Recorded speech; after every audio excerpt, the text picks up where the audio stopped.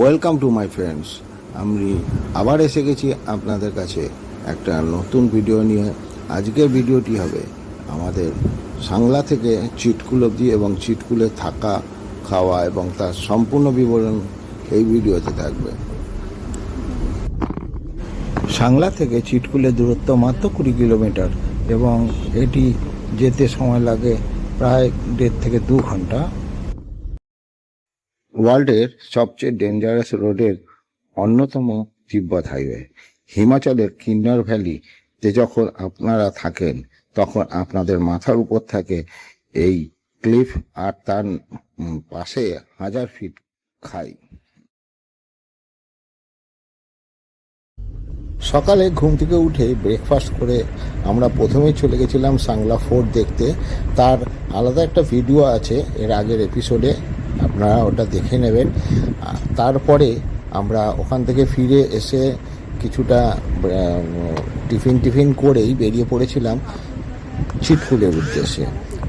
চিটকুলের রাস্তায় এখন দেখুন কত বড় বড় পাথর ভেঙে রাস্তা তৈরি করা হয়েছে, সত্যি অপূর্ব দৃশ্য। এখানে কোনো কৃত্রিম উপায় কিছু নেই, যা আছে ন্যাচারাল জিনিস আছে, দেখতে সত্যি ভালো লাগে। এখানে প্রাকৃতিক শোভা এত সুন্দর যে আমাদের গাড়ি দাঁড় করিয়ে বেশ খানিকক্ষণ উপভোগ করার জন্য সময় নিলাম।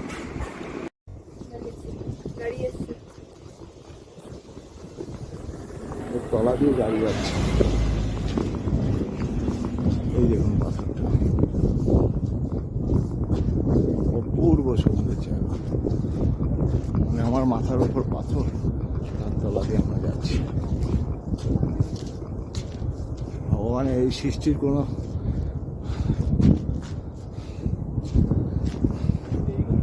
মূল্যায়ন করা সম্ভব নয়। এই দেখুন কত বড় বড় গাড়ি যাচ্ছে।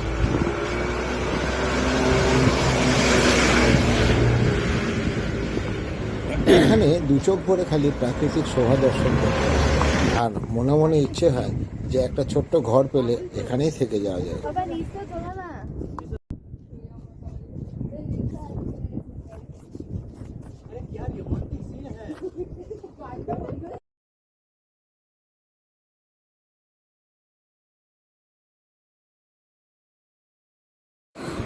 চিটকুলের রাস্তায় আপনারা যখন যাবেন তখন এই বরফে ঢাকা পাহাড়গুলো যেন মনকে। এই ভিডিওর শেষ অবধি থাকুন।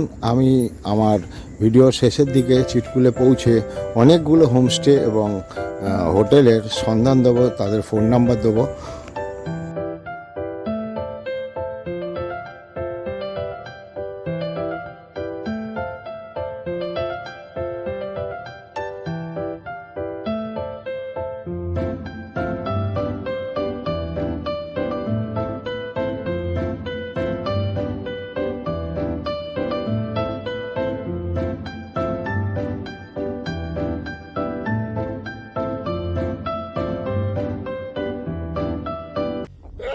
এখানকার পাহাড় মাটি দিয়ে তৈরি নয়, বরং বড় বড় পাথর দিয়ে তৈরি।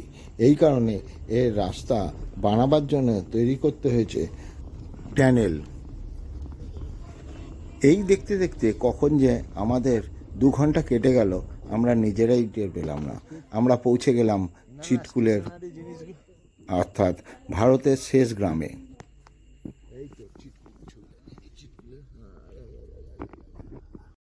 আমরা পৌঁছে গেলাম বাঁশপা নদীর তীরে অবস্থিত চিটকুল, ভারতের শেষ গ্রাম, যার উচ্চতা প্রায় 11,320 ফুট।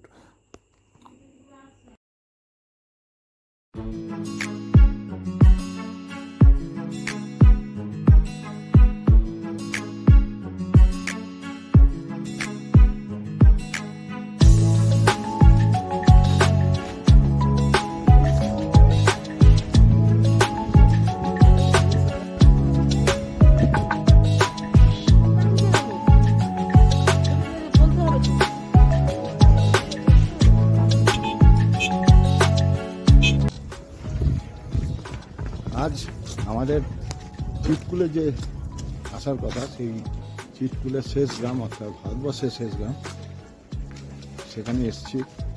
এই হচ্ছে তাদের ভিডিও। প্রচণ্ড ঠান্ডা এখানে, কান ফান জমে যাচ্ছে, হাত ফাত জমে যাচ্ছে। এটা ইটিডুড।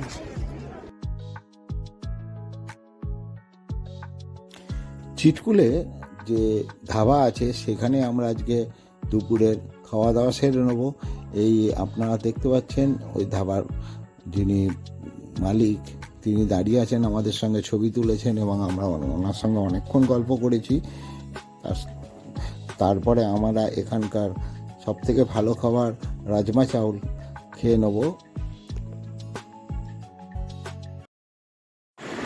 এই জায়গাকার দৃশ্যটা যেন পটে আঁকা কোনো ছবি, দেখতে দেখতে মনটা জুড়িয়ে গেল। এই দৃশ্যটি বর্ণনা করা সত্যি কঠিন, চোখে যা দেখা যায় সেটা সবসময় বর্ণনা করা যায় না। তাই আপনাদেরকেও বলি একবার এসে এই জায়গাটা ঘুরে যান।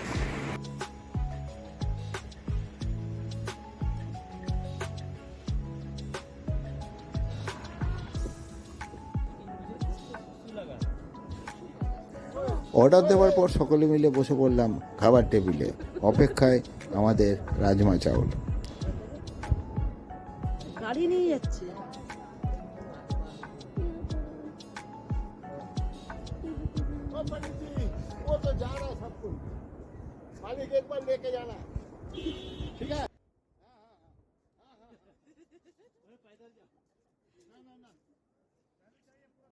যেখানে আমরা খেতে বসেছি অর্থাৎ টেবিলের ওপরেই লেখা রয়েছে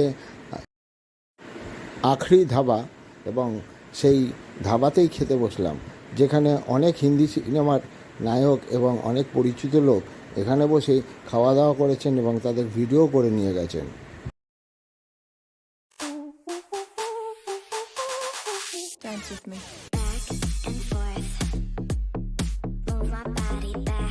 অর্ডার আছে, দুটো এসছে, আরোগুলো আছে দিজিয়ে হচ্ছে। নাও নাও না, হাতটা দিয়ে নাও। এই হচ্ছে আমাদের লাজমা চাউলের প্লেট। এখানকার এটাই ফেভারিট, সবাই এসে খায়, আমরা তার ব্যতিক্রম নই। এর মধ্যে রয়েছে ডাল, রাজমা, পেঁয়াজ, রাইস, আর দুটো কী আছে আমি খেয়ে বলবো আপনাদের। চলুন খাওয়া শুরু করা যাক। আমারটাও এসে গেছে, আমরা টেস্ট করে বলছে সবাই অপূর্ব, আমিও খাচ্ছি। ভাজা লঙ্কা, খেতে ভালো।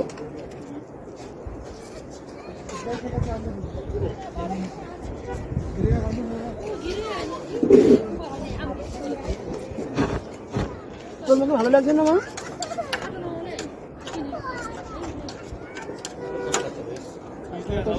দারুণ টেস্ট, দারুণ টেস্ট।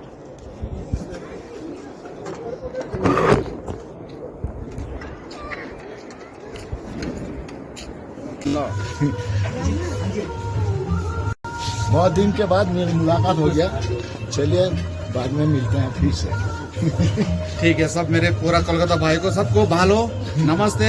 सब आइएगा, ठाट से आइएगा, ठाट से जाइएगा, खाना पीना खा के। जय हिंद। इनका राजमा चावल खा के हम लोग बहुत प्लीज्ड है और पेट भी भर गया है। तो अपने बोली में बोलिए।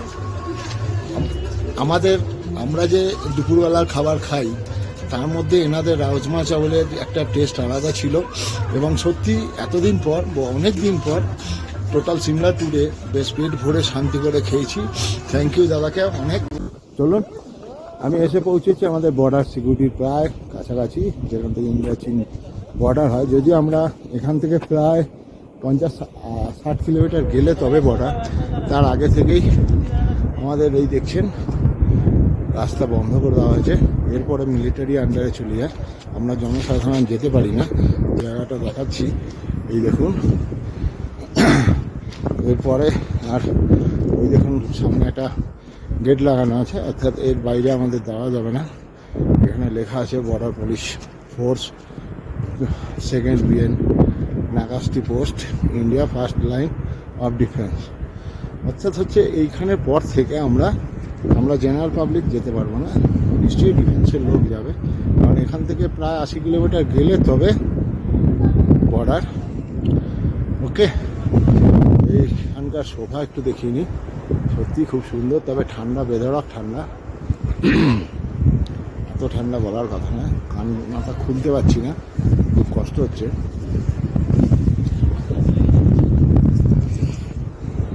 এই হচ্ছে বর্ডারের অঞ্চল, এই হচ্ছে বর্ডার, আর পেছনে সেই বরফ মাখা পাহাড়, খুব সুন্দর।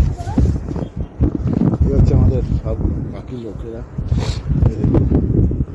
হাই হাই, চলো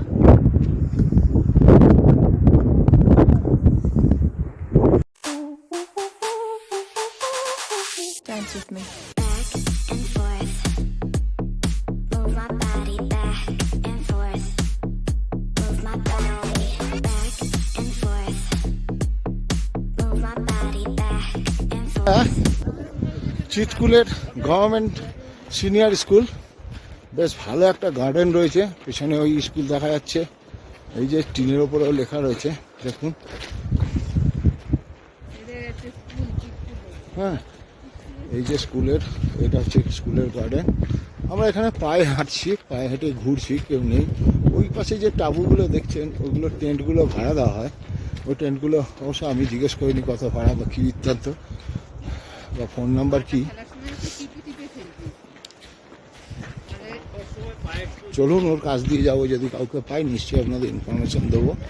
আর ওখানেও কিছু টেন্ট রয়েছে, ওখানে থাকার ব্যবস্থা আছে, নদীর ধারে একেবারে। Dance with me. Back and forth. Move my body. চিৎকুল বাঁশপা নদীর ধারে অবস্থিত। দেখুন নদীর গতিবেগ কি জোরে বইছে, আর কি স্বচ্ছ জল মাটির নিচ অব্দি দেখা যাচ্ছে। গাইজ, আপনারা যখন এখানটা আসবেন তখন সত্যি প্রাকৃতিক দৃশ্য দেখে মনটা জুড়িয়ে যাবে। এইসব নদী এমনিতেই এত স্রোত, নদীটা রেগে গেলে তারপর কি হয় ধারণা করাতে চাই এক বিপদে।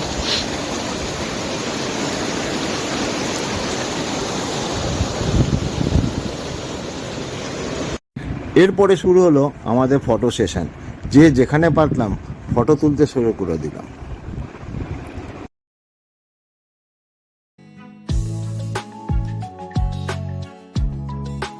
এই সামনে দেখছেন একটা ব্রিজ, যেটা নদী পারাপারের জন্য করা হয়েছে। এই অবশ্য ইন্ডিয়ার মধ্যে কোনো চায়না বা কিছুর বর্ডার নেই, বা এখানকার লোক থেকে জানতে পারিনি তেমন কিছু। আমরা এবার এই রাস্তা ধরে সিধে উঠে যাব অ্যাডভেঞ্চার। আমরা যে রাস্তাটা দিয়ে নেমেছিলাম ওটা উল্টোপাল্টা রাস্তা ছিল, আর এটা হচ্ছে একদম মানুষ যাওয়ার রাস্তা। এটা দিয়ে ওপরে উঠে যাবো, ওপর দিকে যাই, ব্রিজের কাছে এসে আছে।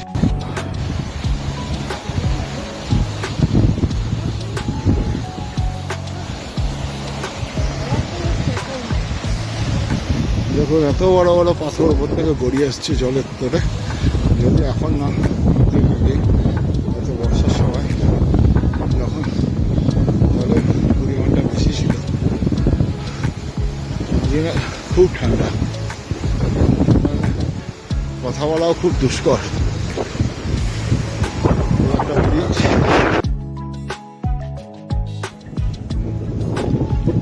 আর নদীর ভিউ দেখতে গেলে এই রাস্তায় আপনাকে তত্তরিয়ে নেমে আসতে হবে এবং হাঁপিয়ে হাঁপিয়ে ওপরে উঠতে হবে। এই দেখুন পাশে নদীর ভিউ, আমরা বেরিয়ে এলাম। এই দেখুন কতটা উপরে উঠে গেছে নদী, এই দেখুন নদী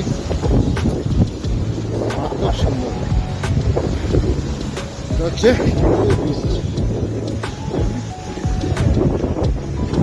বিশ্ব নদী। আমরা এখানে হোটেল আগে থেকে বুক করে রেখেছিলাম, তবে যারা বিস্পা নদীর ধারে ক্যাম্পে থাকতে চান তারা এই ফোন নাম্বারটাই থেকে ফোন করে বুক করে নিতে পারেন। তবে আমাদের বুক করা ছিল রানী হোটেলে, সময় অল্প, তার জন্য আমরা হোটেলের ভেতরটা দেখিয়ে নিচ্ছি। এই দেখুন হোটেলের ভেতরে খেতে বসেছি রাত্রিবেলায়, সকালবেলা উঠে ডিটেলসটা দেখাবো। রাত্রিবেলায় এখানকার টেম্পারেচার এখন -7, সেই কারণে কেউ বাইরে গিয়ে খেলাম না, হোটেলেই খাবার নিয়ে আনলাম। চিকেন, রুটি আর একটা ভাতের প্লেট নিয়েছিলাম। এই দেখুন চিকেন রুটি সব খাওয়াই হয়ে গেছে। এইখানে ভাত, রাজমা, একটা তরকারি, রাইস, আর এই হচ্ছে চিকেন ভর্তি ছিল, ওখানে রুটি দিয়ে আজকের মতো এখানে খেয়ে নিলাম। কারণ -7 ডিগ্রি টেম্পারেচার এখন বর্তমানে, সেই অবস্থায় বাইরে যাওয়া আমাদের পক্ষে সম্ভব হচ্ছে না। ওই কারণে বললাম ওদের ঘরেই খেতে দিতে, ঘরেই খাওয়া শেষ। এখন প্রায় -6 ডিগ্রি টেম্পারেচার।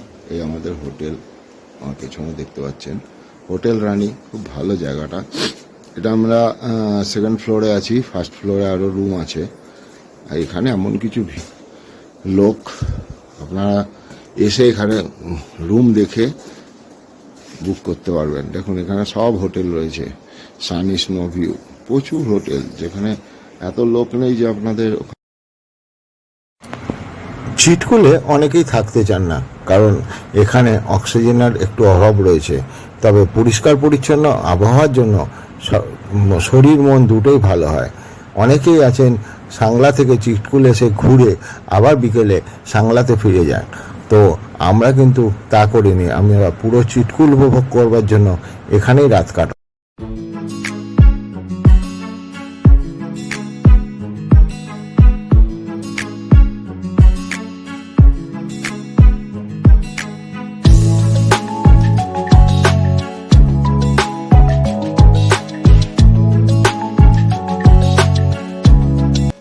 রানী গেস্ট হাউস এর উল্টো দিকে আছে নাম চিটকাল রেস্টুরেন্ট, রুম অ্যাভেলেবেল। এই দেখুন সব জায়গায় রুম অ্যাভেলেবেল।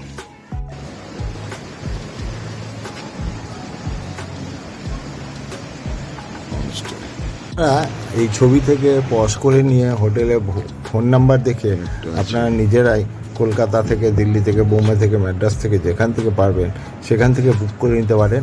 খালি হোটেলের ছবিগুলোকে পজ করে নিন এবং ফোন নাম্বার দেখে হোটেলগুলো বুক করে নিন। সকাল 6টায় ঘুম ভেঙে গিয়ে আমি বেরিয়ে পড়েছিলাম হোটেল থেকে, পায়ে হেঁটে শহরটা ঘোরার জন্য এবং সঙ্গে চা খাওয়ার জন্য। খুব খুঁজে এই একটা হোমস্টে আমি চা পেলাম, খাবো। চায়ের অর্ডার দিয়েছি, দেখা যাক। সকাল সকাল ব্রেকফাস্ট করে আবার রেডি হয়ে গাড়িতে উঠে পড়লাম। এরপর আমাদের ডেস্টিনেশন ছিল সারাং। চলুন সারাংয়ে যাওয়া যাক। পরবর্তী ভিডিওতে আমরা সারাংয়ে যাব এবং সেখানে ভীমকালী মন্দির ঘুরতে যাব। সেগুলো দেখার জন্য আমার পরবর্তী ভিডিওটি নিশ্চয়ই দেখবেন।